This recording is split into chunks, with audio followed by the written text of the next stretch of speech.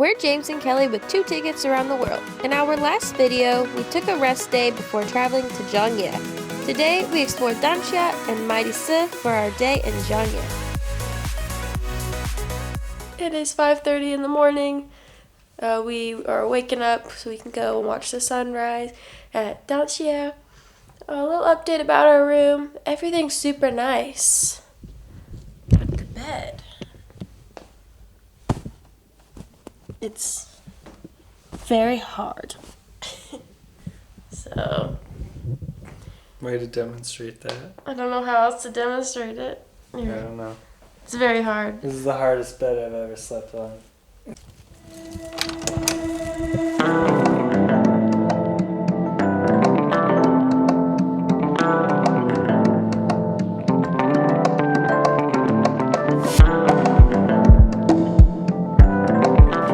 Colorful Zhangye Danixa mountain. Sunrise is the best time to go because you can see all the colors rise at the mountain.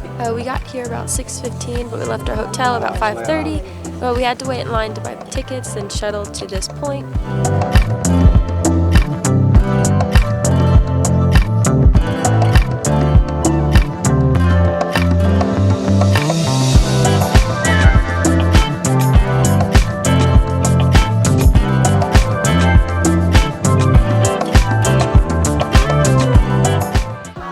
Come here in the early morning, make sure to bring warm clothes because it is a little chilly, but as soon as the sun rises, it's not that bad.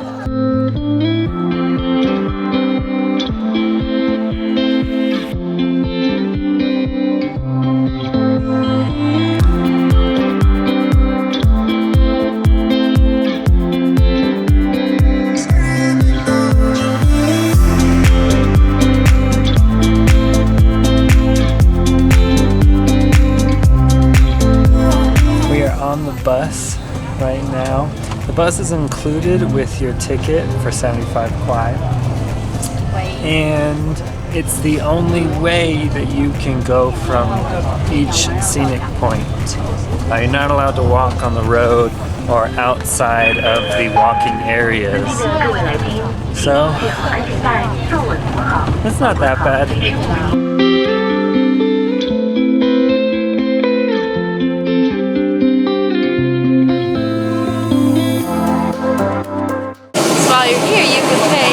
To go up in a hot air balloon. However, as you can see, you're stuck to that, so it's not an actual ride. It takes you high up to look over the colorful mountains. Not sure how much it costs, but a helicopter ride is 880 kwai per person per time. So this is probably about the same price. There they go. That's about how high they get. Maybe just a little bit higher. Hot air balloon cost? 600 kwai. 600 kwai. Alright. How much is it? I don't know. What would the amount be that you would be willing to go on this thing? 50. Okay, let's see the price. 200 kwai. Per person. That's not terrible.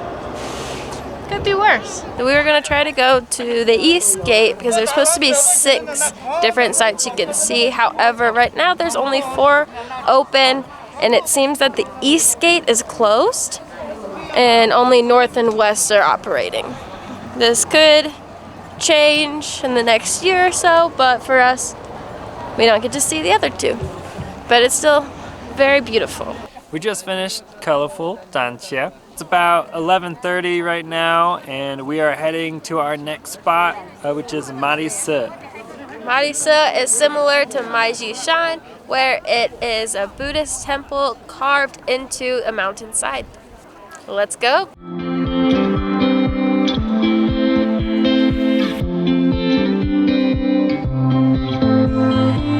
So if you can, download Ping on WeChat and you can search for the Chinese name and find tickets for a discounted price. Sometimes they'll allow you to do it as a foreigner, whereas sometimes you will need to put a Chinese ID.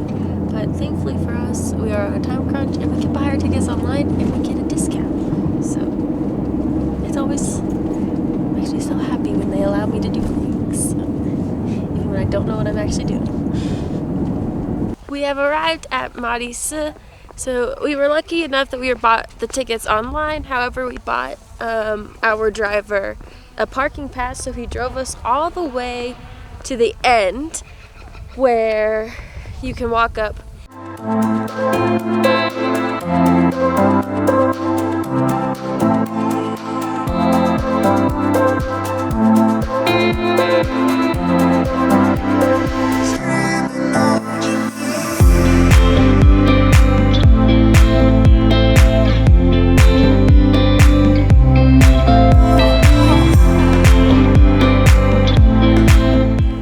The MatiSi grottos. There are two parts that you can go to. One's further up in the mountains and one's at the bottom. We're starting up at the top. MatiSi got its name from the ancient legend of the horseshoe. There was a mythological horse that came down and stamped his foot in this area, which is how it became MatiSi. This grottos consists of 9 different caves filled with different Buddhist statues. It dates back all the way to the Yuan dynasty. So let's go look at it. I will also make sure that I am recording while we're walking through this so you get to see everything, unlike Maiji-shan. The first grotto we walked in is behind me. It is the Standing Buddha Hall, which is actually the biggest grotto in all of China. Inside the cave is mostly destroyed. They have placed a new statue in the middle of Buddha. You can walk around the outside, which has Buddhas on both sides in the walls, and then there's a central chamber where they've hung a picture and banner of Buddha, and behind it is all of the remains that was inside of the temple before it was destroyed.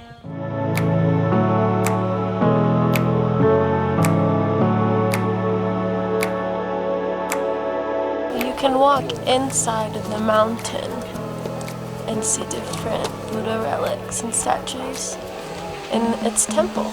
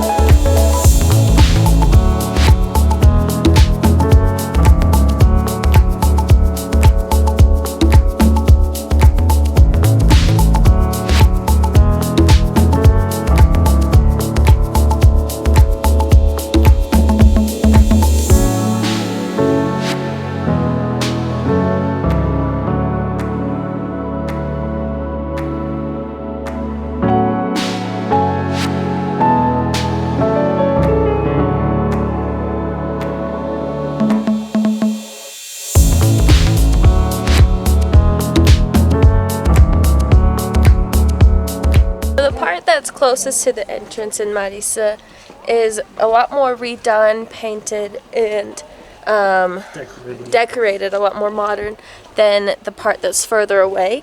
So if you can go to the part that's further away and then go here, that way you can see the original infrastructure or architecture before coming to this part. If you can climb through the cave all the way up to the top one.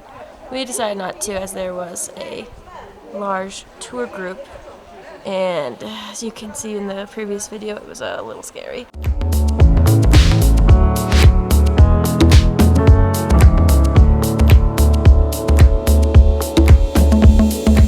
So we have now finished our time at Zhangye. We spent the day at the colorful mountains and the MatiSi. We thought we could accomplish both of these in the morning and then do Jiayuguang in the evening. However, it is not really possible. Even at starting at 6:30 in the morning, we still didn't get done until almost 4 o'clock. And that was kind of rushing MatiSi. So if you ever do go, just make sure to spend the whole day there before heading anywhere else. Jiayuguang is our next stop, and we're sitting outside the railway station waiting for a train that leaves in about an hour because it is such a beautiful day outside. Oh, this is not memory. Made it to Chaeyeong. This is a mooncake. Mooncakes are very popular for the Chinese National Week. I saved this one for us to try. So let's see how it tastes. The inside is different than I thought it would be. Like a paste. Very dry. So we do need to drink it with tea. It's like high blood pressure. And wait! The space is halfway through! Oh my god. Anyway, that's just take privileges just those old The things you do for photos? Yes. No. The things you do. Sometimes they'll allow you to do it. Ooh. Sometimes they'll allow you to do it.